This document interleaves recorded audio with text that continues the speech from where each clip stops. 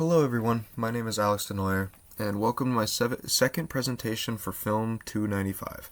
Today I'll be expanding on my previous analysis of Ari Aster's Midsummer by deep diving into his most divisive and surreal film to date, Beau is Afraid. In this presentation, we'll explore how Aster has evolved as an auteur, and how his use of narrative, visuals, and emotion has become even more experimental and deeply personal. To me, this quote captures the essence of Beau is Afraid. The film is long, strange, and not easy to love, but it is profoundly revealing. Aster peels away the comfort of genre and leaves only raw emotional terror. This isn't horror in the traditional sense. It's emotional surrealism. Anxiety is art. In Midsummer, grief is processed through a community. Danny finds a twisted sense of belonging, but in Beau is Afraid, the structure is gone.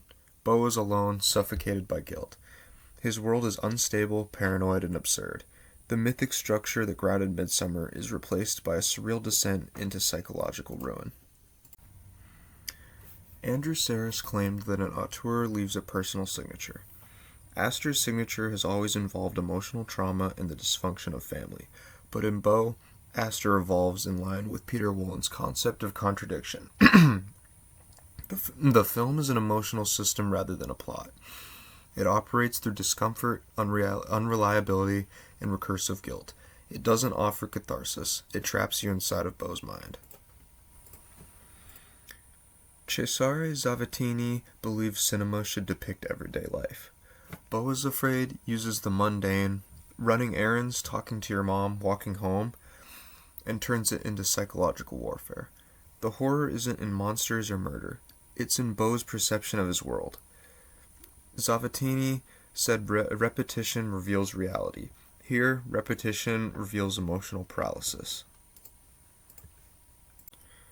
Glauber Rocha argued for the aesthetics of hunger, art that doesn't please, but provokes.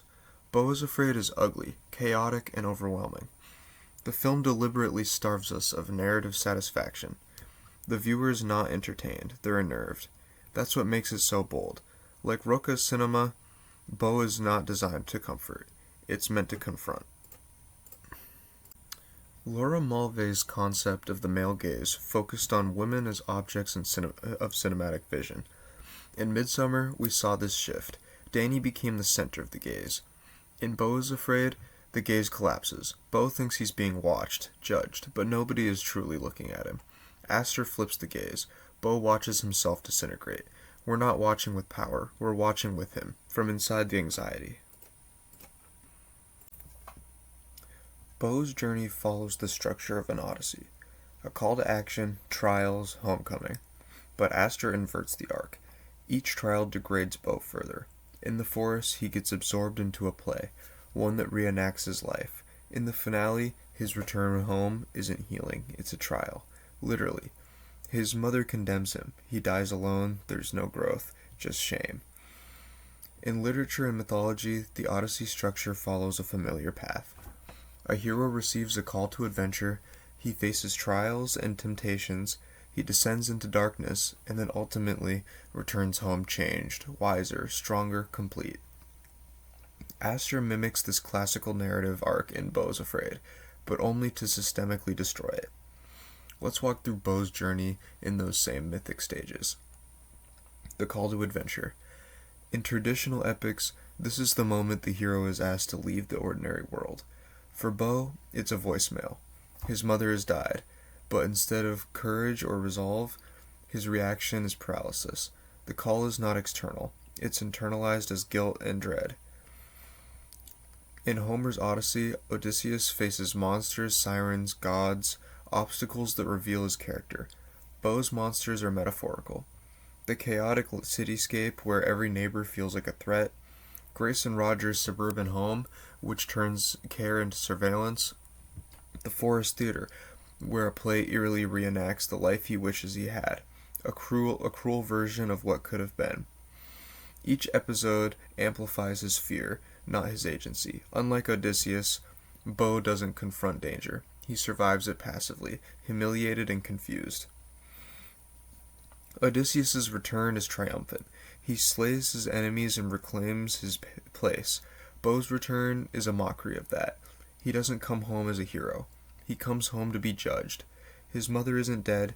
She's orchestrated his entire journey as a test, a punishment for being a disappointment. The last scene is a literal courtroom, built like an amphitheater, with a passive audience watching. It's not redemption, it's execution. Beau sits in a boat, drifting in the dark, as accusations are read. No one defends him, no one listens. The boat explodes, and the crowd leaves. There's no applause, no celebration, no return. Aster gives us the skeleton of an Odyssey, then rots it from the inside. Where Odysseus confronts fate and survives, Beau collapses under the weight of expectation, shame, and maternal judgment. Where the hero returns changed, Beau returns erased. This reversal isn't just narrative subversion, it's emotional realism.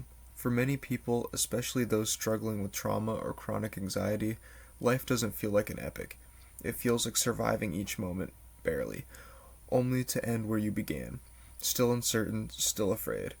Beau doesn't fail the journey fails him. Formally, this film is a radical departure from his previous work. Hereditary was tight and symmetrical, Midsommar used sunlight and ritual, Beau is Afraid is unstable, shifting animation, stage sets, and impossible geography. Aster abandons realism. His filmmaking becomes theatrical, dreamlike, and absurd. He's drawing from Kafka and Charlie Kaufman. Less horror, more surreal introspection. Kafka's fiction, particularly The Trial and the Metamorphosis, revolves around protagonists who are crushed by forces they don't understand. In The Trial, Joseph K. is arrested and tried for a crime that's never named. He's told to defend himself but doesn't know what he's defending against. The law in Kafka is an absurd, impenetrable system, and its true crime is how it reflects internal guilt, projected onto the world. This is Beau in a nutshell. He doesn't know what he's guilty of, but he believes he deserves punishment. Every space he enters, his apartment, the neighbor's house, the forest stage, his childhood home, is governed by incomprehensible rules. Like Kafka's characters, Beau lives in fear of doing the wrong thing, but doesn't even know what right would be. Even his death is Kafkaesque, executed silently without protest, while the audience disperses. Kafka wrote nightmares in legal form. Aster turns them into emotional architecture. Where Kafka's terror is institutional, Charlie Kaufman's work explores subjectivity, the mind unraveling under its own weight. In films like Synecdoche, New York, where a man creates a theater piece that becomes a mirror of his life, which folds in on itself endlessly. Anomalisa, where every voice is the same, and I'm thinking of ending things, where reality blurs with memory and regret. Kaufman creates emotionally surreal experiences, where the viewer can't trust time, space, or identity. Aster taps directly into this. The play in the forest functions like Synecdoche. Beau watches an idealized version of the life he'll never have, played out by strangers. The fluid shifts in setting and tone make us unsure what's real, just like Kaufman's work. Like Kaufman's protagonists, Beau doesn't grow. He loops, trapped in recursive shame. Kaufman's characters drown in thought. Aster's Beau drowns in feeling. Danny versus Beau. Danny starts with grief, ends in transformation, maybe horrifying but cathartic. Beau starts with guilt and ends with annihilation. Danny is embraced, Beau is condemned. She becomes the May Queen, he's sunk in a collapsing boat, forgotten. Midsommar builds, Beau is Afraid unravels. Why does Beau is Afraid matter? Because it shows Aster stepping into dangerous territory, a film that dares to bore, frustrate, alienate, all in the name of emotional honesty. It's cinema as exposure. It doesn't hold your hand, it hands you your subconscious and asks you to sit with it. Like Roca said, art must provoke. Beau is a provocation, a wound on screen. Beau doesn't overcome his trauma, he embodies it. His body is weak, his mind is broken, and his journey only deepens his suffering. He is passive, ashamed, and constantly punished, not just by others, but by his own memory, his own guilt, and ultimately by his mother's gaze. The entire film is structured like a wound, open, raw, non-linear, painful. It doesn't follow a clean arc, it unravels. The narrative leaks, spirals, collapses. We feel trapped inside of it. Beau's not a hero or even an anti-hero. He is a vessel for shame, failure, and emotional paralysis. The audience watches not to see him grow, but to feel what it's like to be helpless, directionless, and consumed by inherited guilt. In this way, Beau's Afraid isn't just about a man in pain. It is the pain.